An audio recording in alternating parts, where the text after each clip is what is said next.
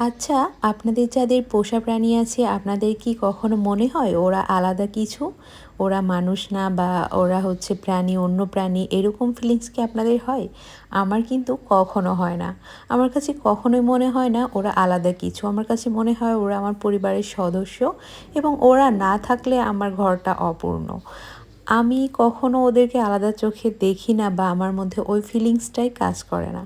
এই যে পিকাচু আর টুকুস সারাক্ষণ আমার সাথে লেগে থাকে আর আমি সারাক্ষণ ওদের সাথে কথা বলি, ওদের সব ভাষা বুঝি, ওরাও আমার সব ভাষা বোঝে।